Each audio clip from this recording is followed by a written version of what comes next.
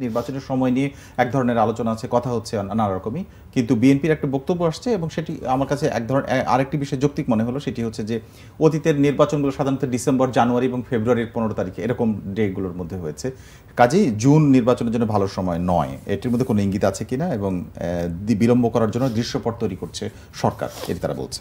প্রথমত জুন মাস নিয়ে যে নির্বাচনের যে টাইম ফ্রেমটা ডিসেম্বর থেকে জুন, তার মধ্যে আপনার ফেব্রুয়ারি থেকে জুন যদি আপনি হিসাব করেন তাহলে ওগুলো নির্বাচনের উপযুক্ত সময় না।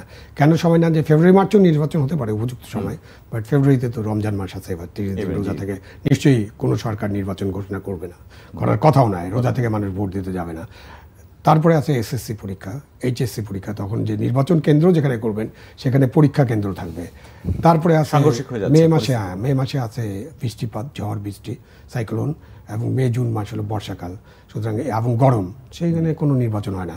বাংলাদেশের যে পাকিস্তান আমল থেকে যদি ধরেন 50 সাল থেকে এই 75 বছরের ইতিহাসে জুন মাসে নির্বাচন বা হওয়ার একটাই উদাহরণ আছে, সেটা হলো 12 জুন 1996।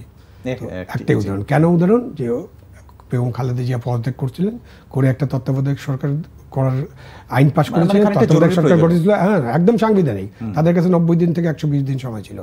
সো 15ই ফেব্রুয়ারির পরে তারা 12 জুনের মধ্যে নির্বাচন করে নির্বাচিত সরকারের কাছে দায়িত্ব হস্তান্তর করে চলে গেছেন। এটা উপযুক্ত নয়।